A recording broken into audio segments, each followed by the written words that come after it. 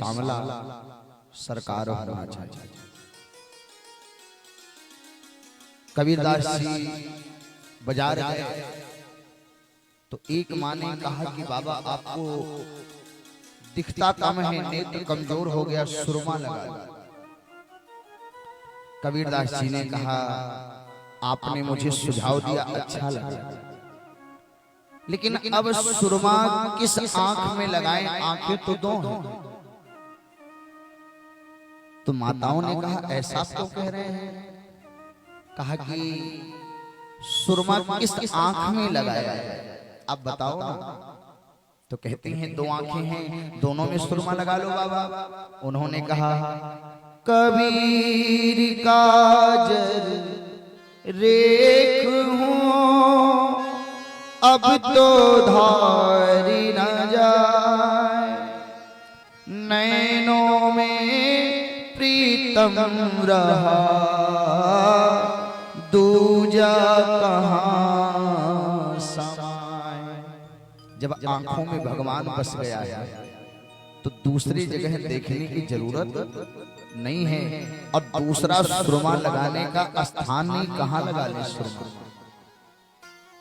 और सच बताऊं, जिस दिन हमारे आंख में परमात्मा बस जाएगा उस दिन कोई बड़ा नजर नहीं आएगा, कोई छोटा नजर नहीं आएगा, कोई शत्रु नजर नहीं आएगा, कोई पराया नजर नहीं आएगा।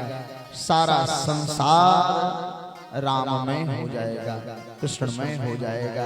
फिर अपने आप संसार के दुख द्वंद समाप्त हो जाएंगे। जो समाज में तकरार की स्थिति चल रही है, ये तकरार भी समाप्त हो जाएगी। जिस दिन ये भाव आ जाएगा कि मेरे नेत्र में राम है, सारा संसार मेरा राम है, सारे संसार मेरे कृष्ण। एक बात बताऊं, भगवान मथुरा में जन्म लिए कल रात्रि, लेकिन मथुरा में रुके नहीं। अब आप पूछेंगे क्यों? क्योंकि मथुरा को अगर उल्टा कर दीजिए तो हो जाएगा रा, थू और मैं। मां बाद में है, रा पहले है और बीच में थू है, यानी कंस है, यानी बुराई है। जहां बुराइयां होती हैं वहां भगवान रहना नहीं चाहते, और जहां प्रेम होता है वहां से भगवान जाना नहीं चाहते। तो गोकुल प्रेम की नगरी है। गो माने इंद्रिय, अकुल माने समूह। जहां इंद्रियों का समूह भगवान से जुड़ करके रहता है उसी स्थान का नाम है गोकुल। और गो माने होता है गाय, अकुल माने समूह। जहां पर गायों का समूह है उसका नाम है गोकुल। तो गाय किसकी प्रतीक है? करुणा की, श्रद्धा की, दया की, प्रेम की। तो भगवान प्रेम पाने के लिए मथुरा को छोड़ करके गोकुल में चले गए। बोली सच्चिदानंद भगवान। राम जी अयोध्या में आए, लेकिन अयोध्या में 14 वर्ष तक राम जी नहीं रहे, वन चले गए। क्यों? जब तक अयोध्या में शांति थी तब तक राम जी अयोध्या में थे। जब देखा कि कैकेयी माता, मंथरा माता अशांति फैला दी अयोध्या में, तो उन्होंने कहा कि अब इस अशांति में मैं कहाँ रहूंगा। इस नाते भगवान वन में चले गए। आपको पता होगा जितने देवताओं का मंदिर है, जितने देवियों का मंदिर है, क्रमशः सब पर्वत पर ही मिलता है। जितने देवी हैं, देवता है प्रतिष्ठित, ये कहाँ मिलते हैं? पर्वत पर। और इतने दुर्गम पहाड़ी पर रहते हैं कि महाराज जहां सोचना असंभव है, जाना तो बहुत दूर की बात। क्यों इतनी दूर रहते हैं? आपने सुना होगा कि साधु संत महात्मा सज्जन ये सब जंगल में जाकर के रहते हैं। क्या घर पे इनको भजन करने का सुविधा नहीं था?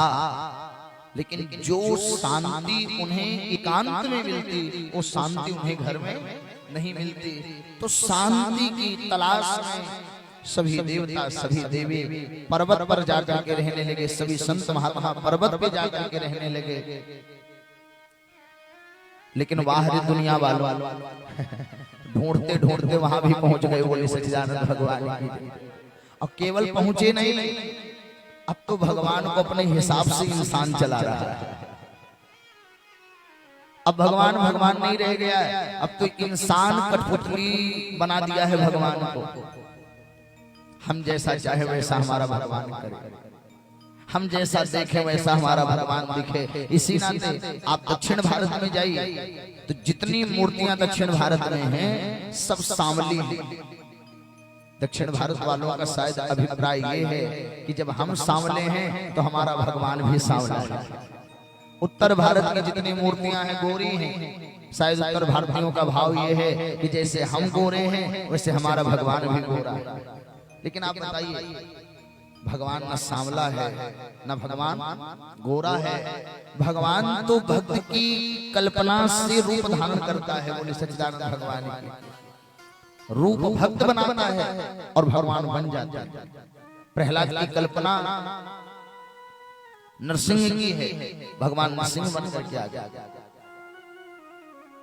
भगवान को जिस रूप में आप देखना चाहें भगवान उसी रूप में आपको मिल जाता है। ये भगवान की बड़ी कृपा है। बोले सच्चिदानंद भगवान की जय। और देखिए, जब भगवान का प्रकाश हुआ ना तो आज नंद बाबा के आनंद का पारावार नहीं रहा।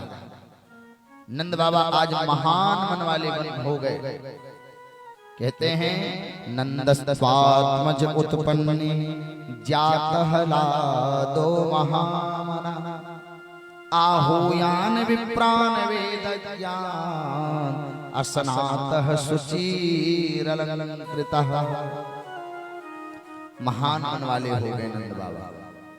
और कितने महान मन वाले हो गए महाराज कि इन्होंने वेदज्ञों को बुलाया, ब्राह्मणों को बुलाया, सुंदर सुंदर वस्त्र आभूषण से सुसज्जित करके श्रेष्ठ दूध देने वाली 2 लाख गायों के खुर में चांदी मड़वा करके, सींग में सोना मड़वा करके, मणि से अलंकृत करके, सुंदर वस्त्र पहना करके गौ माताओं को, ब्राह्मणों को दिया, संतों को दिया, जात कर्म संस्कार करवाया, मिठाई बांटी। सारे ब्रजवासी आनंदित होने लगे। वांदी जन भगवान की स्तुति करने लगे। क्यों? क्योंकि दान में कम कलो योगी। कलयुग में एक ही धर्म का चरण रह गया है जिसका नाम है दान। कलयुग में क्या रह गया है? जो से बोलिए, दान रह गया। कलयुग में दान की बड़ी महत्वता है बिहारी जी की कृपा से, ध्यान दीजिए। लेकिन दुर्भाग्य क्या है कि आजकल दान भी नम्रता से नहीं, दान भी आज अभिमान से दिया जा रहा है। बोले सच्चिदानंद भगवान की। आचार्य श्री सुखदेव जी महाराज कहते हैं कि परीक्षित, जो व्यक्ति दान करता है, दान करने वाले का भाव क्या है? अदत्त दाना भवे दरिद्रो दरिद्र भावा